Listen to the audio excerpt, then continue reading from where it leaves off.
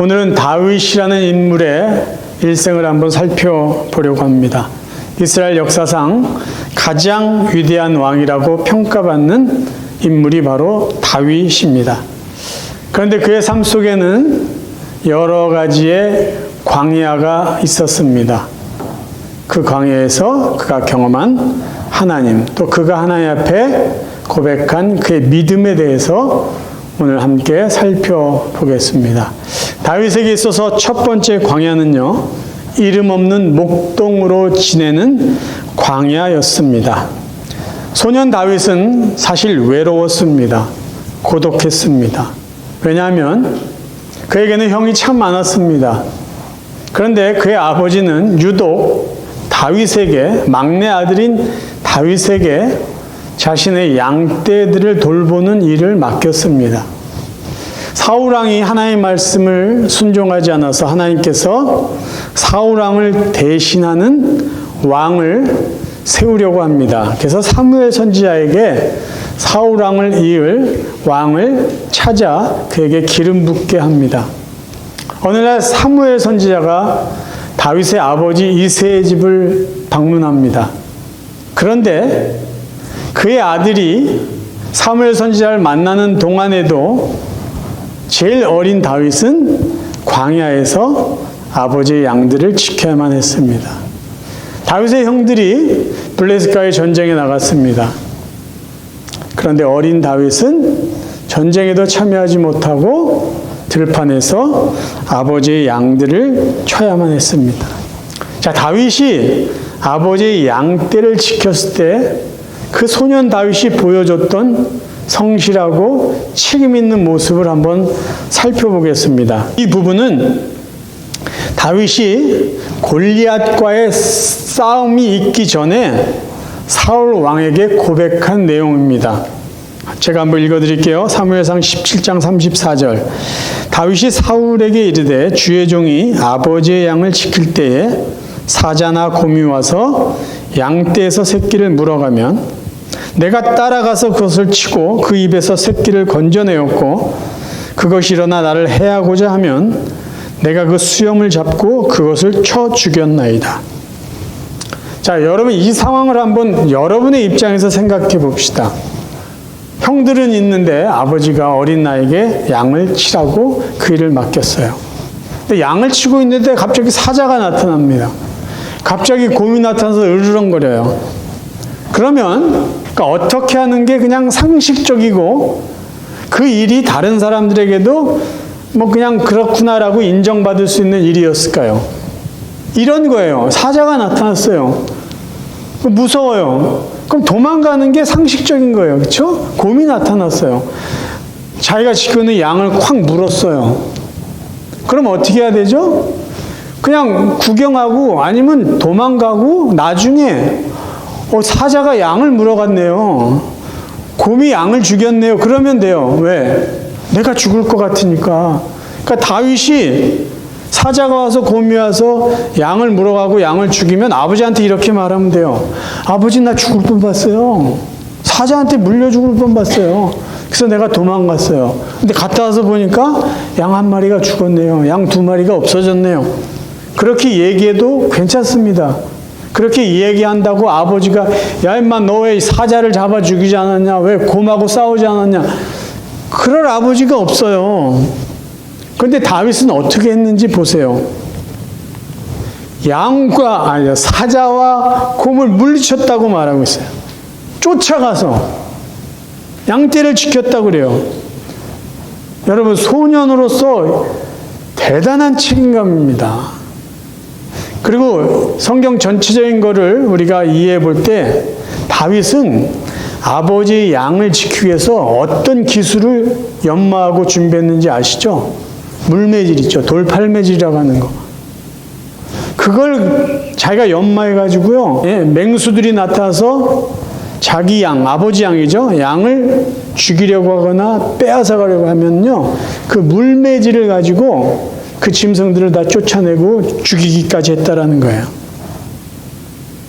그러니까 다윗이 골리앗을 만나서 그가 물매질을 하는 건요. 언제 이미 다윗의 것이 됐냐 하면요, 그가 혼자 외로이 아버지 양떼를 지킬 때 이미 그에게는 강력한 무기가 그에게 있었다라는 것이에요. 이제 엘라 광야가 나타납니다. 엘라 골짜기는 골리앗이라는 거인이 이스라엘 군인들을 겁주던 곳이에요. 다윗이 골리앗을 마주합니다. 그런데 그때 다윗은 이 골리앗을 바라보면서 야, 참 크다, 무서운 장수다라고 생각하지 않았어요. 다윗은 골리앗을 보고 그 골리앗을 어떻게 여겼냐면요, 내가 전에 물매질에서 잡아 죽였던 사자나 곰과 같은 짐승의 하나로 봅니다. 그의 고백을 직접 들어볼게요. 주의 종이 사자와 곰도 쳤은즉 살아계신 하나님의 군대를 모욕하는 이 할례받지 않은 블레셋 사람이리이까 그가 그 짐승의 하나와 같이 되리이다. 그러니까 다윗은 골리앗 앞에서도요, 두려움이 없었습니다. 왜? 이미 다윗은 그 전에 수많은 골리앗 같은 짐승을 죽인 경험과 자신이 있었기 때문이에요. 이게 어디서 나왔어요? 이름 없는 광야에서, 아무도 그의 존재를 모르는 그 광야에서 성실한 책임을 다하는 매일매일의 시간을 보냈기 때문이에요. 그 매일의 성실한 시간, 아무도 몰라주는 그게 쌓이고 쌓여서 지금 엘라 골짜기에서 승리로 연결된 것이에요. 혹시 여러분 중에 여러분의 서 있는 자리가 아무도 몰라주는 자리일 수도 있어요. 나 혼자 뭐 이거 하는 것 같은 외로운 광야일 수도 있어요. 근데 우리가 해야 될 게 뭐냐면 그 작은 일에 최선을 다하자는 거예요. 그것이 쌓이고 쌓여서 훗날에 거인을 물리치는 승리로 이어진다라는 것이에요. 그러니까 성실한 하루가 내일의 위대한 승리가 되어진다라는 것입니다. 자, 그럼 두 번째, 다윗에게 있어서 두 번째 광야는 어떤 광야였을까요? 다윗에게 있어서 두 번째 광야는요, 인간으로서의 모든 자존심이 바닥까지 낮아지고 짓밟히는 수치의 광야였습니다. 다윗이요, 골리앗과 싸움에서 이겨요. 많은 사람들이 막 환호를 보내요. 이제 다윗에게 나타난 것은 영광의 자리라고 생각했어요. 근데 아니에요. 사울 왕의 무서운 칼날만이 다윗을 기다리고 있었어요.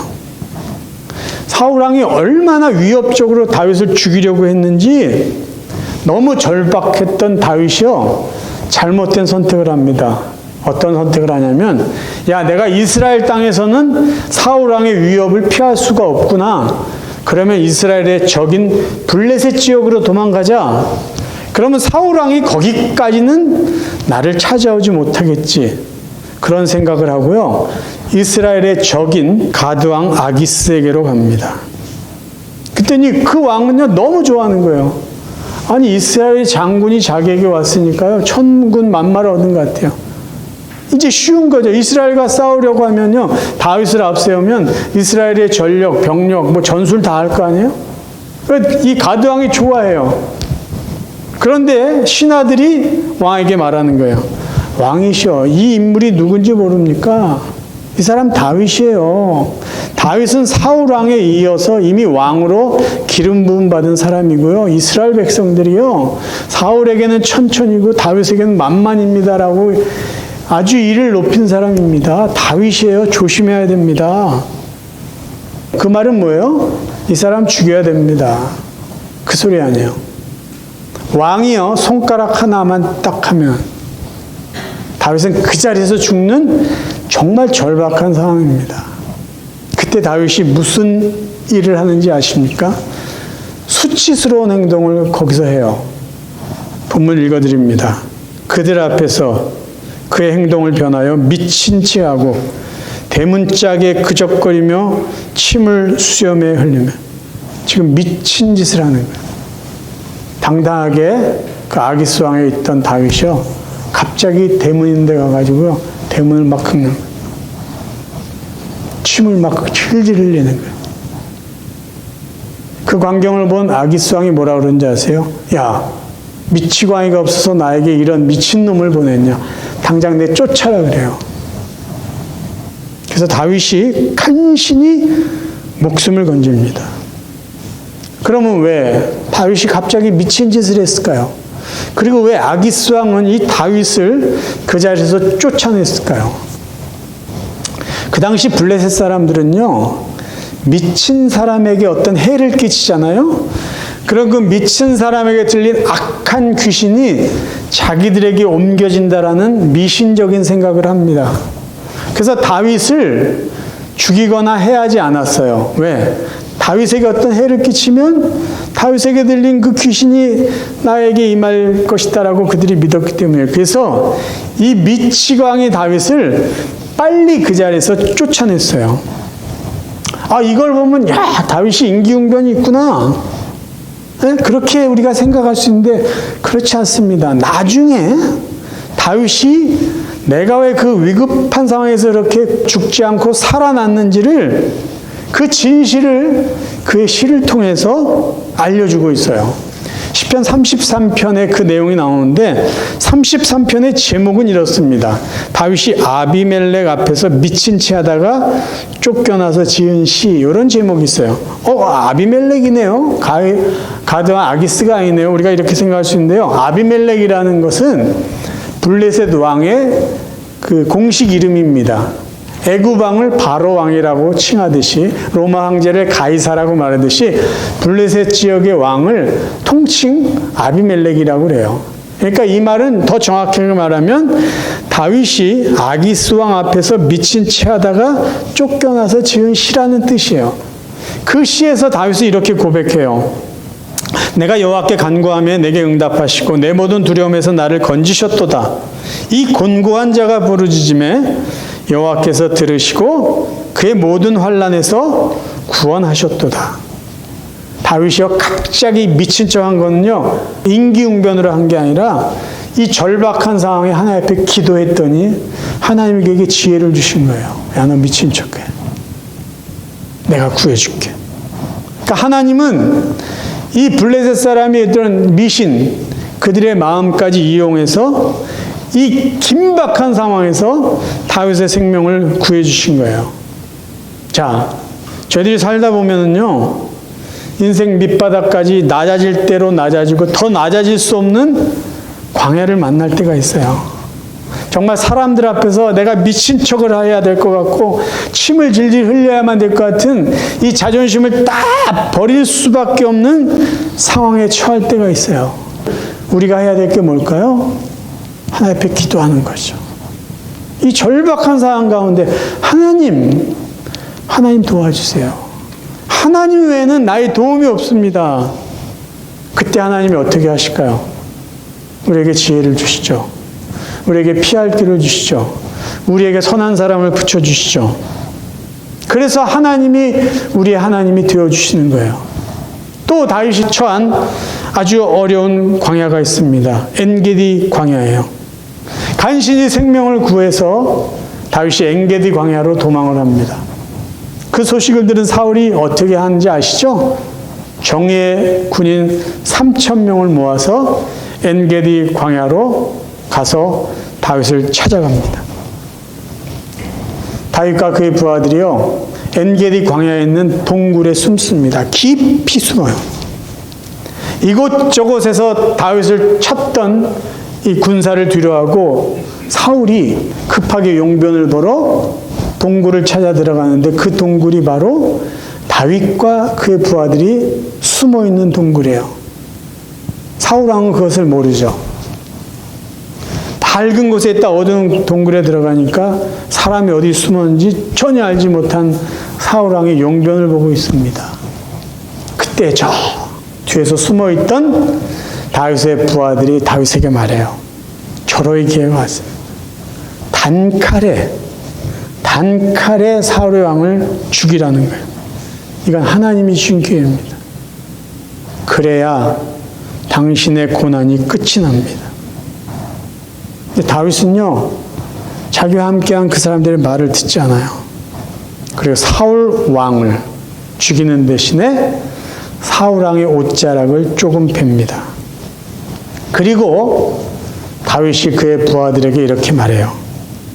자기 사람들에게 이르되 내가 손을 들어 여호와의 기름 부음을 받은 내 주를 치는 것은 여호와께서 금하시는 것이니 그는 여호와의 기름 부음을 받은 자가 됨이라.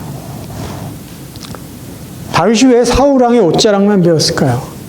그는 지금 자기가 당하고 있는 어려움과 이 고난을 빨리 끝내려고 하지 않았어요. 자신의 아픔과 고난이 바르게 끝나기를 하나님 앞에서 기다린 것이에요. 내가 힘들다고, 내가 어렵다고, 내가 하나님의 자리에 앉아서 다른 사람을 심판하고 정죄하려고 하지 않았다라는 것이에요. 어렵고 힘들기 때문에 내 방법으로 이 모든 시간들을 빨리 끝내려고 하지 않았다는 거예요.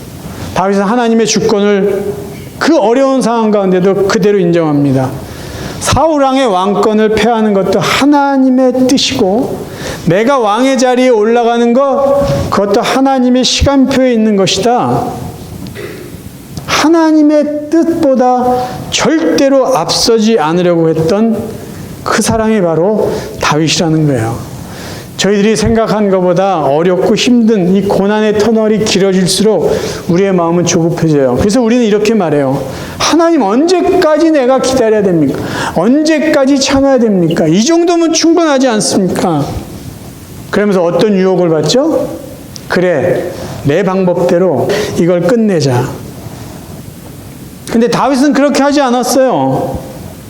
하나님의 침묵이 계속 길어지는 이 상황 속에서도요, 다윗은 하나님의 주권, 하나님의 통치, 하나님의 때를 그냥 묵묵히 기다린 거예요.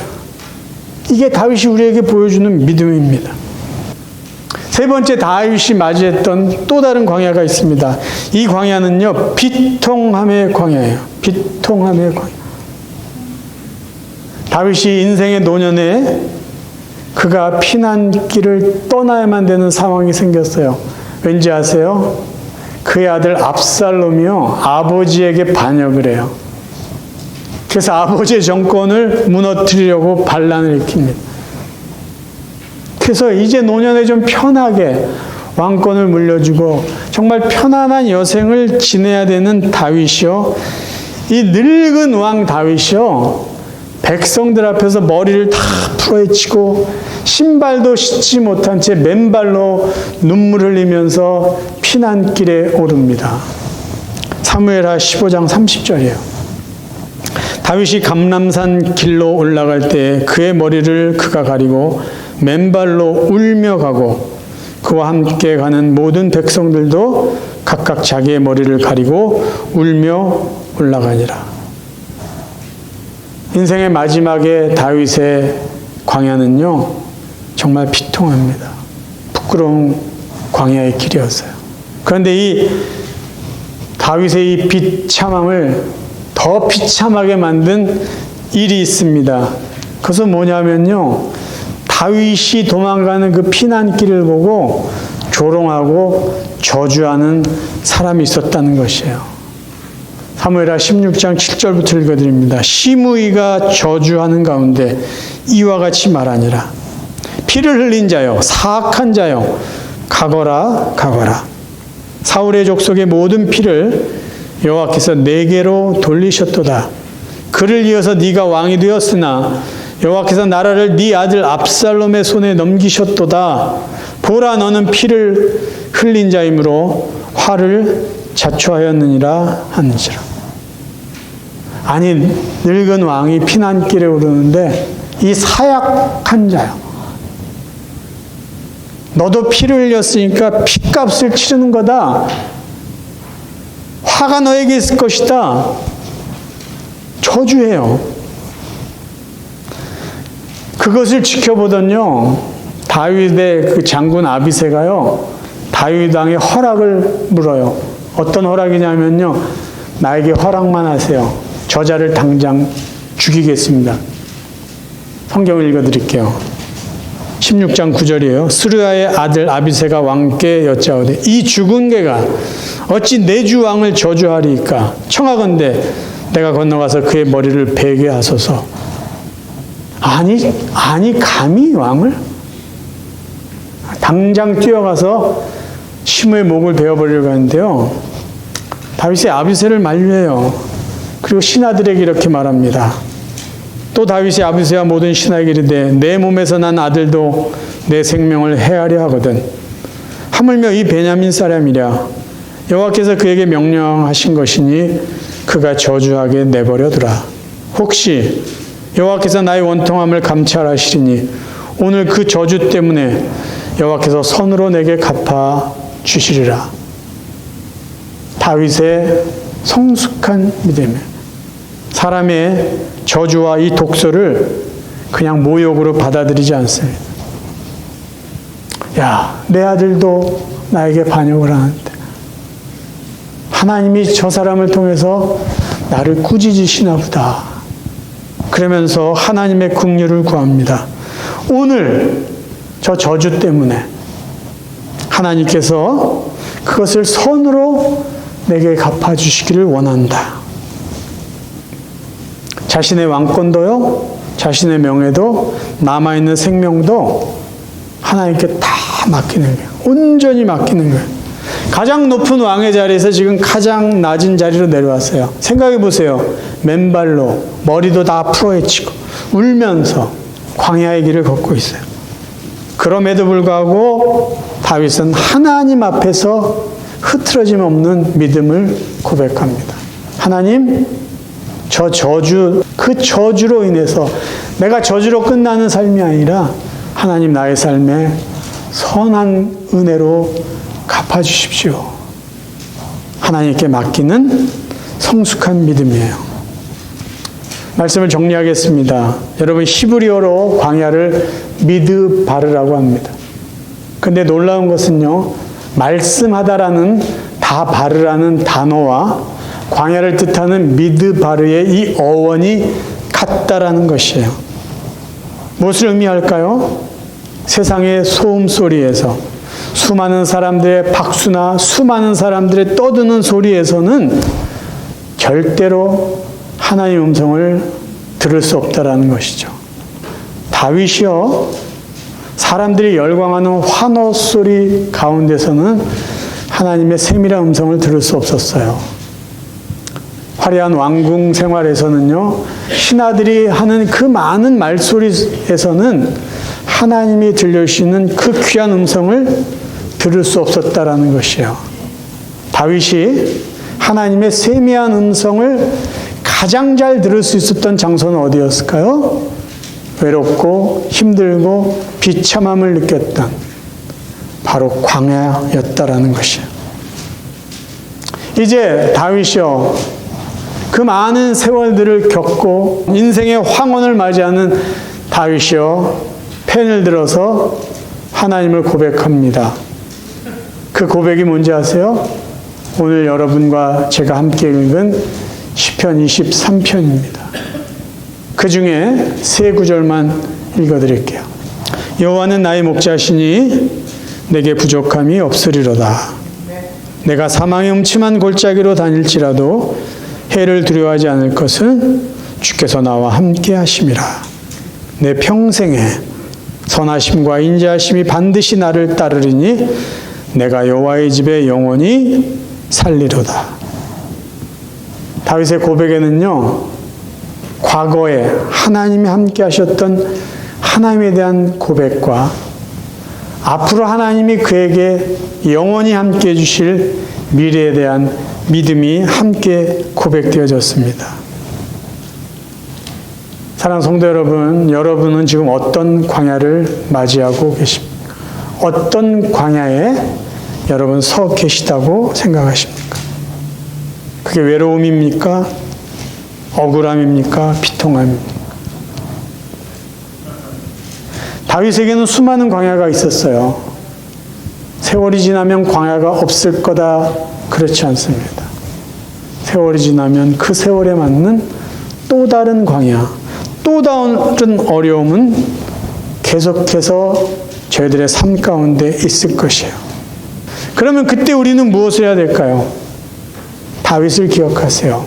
다윗의 광야를 기억하시고 그 다윗의 광야에 함께 하셨던 하나님을 기억하세요. 그렇다면 저와 여러분의 광야에서도 하나님은 우리와 함께 하실 겁니다. 그 하나님이 우리에게 어떤 은혜를 주실까요? 우리와 함께 하시고 우리의 기도를 들어주시고 우리에게 피할 길을 주시고 우리에게 필요한 것들을 공급해 주실 것이에요. 그 광야의 시간을 통해서 우리는 하나님을 더 깊이 알 것이고요. 우리의 믿음은, 우리의 인격은 더 성숙해질 것입니다.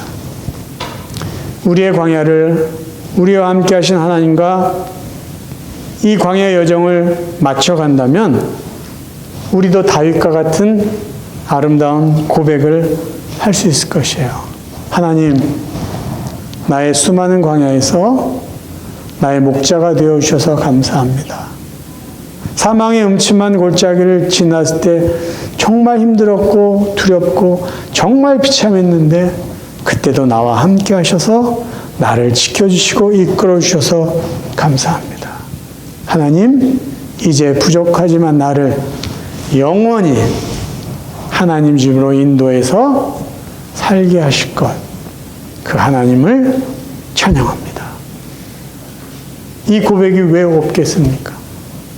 저와 여러분의 남은 삶 속에 이 광야 같은 세상에서 우리와 함께 하시고 우리의 기도를 들어주시고 우리의 보호자가 되시고 목자가 되신 그 하나님과 함께 살아가면서 계속해서 하나님을 찬양하고 변함없는 하나님께 감사하며 살아갈 수 있는 믿음의 사람, 복된 성도들 되시기를 주님의 이름으로 축원합니다.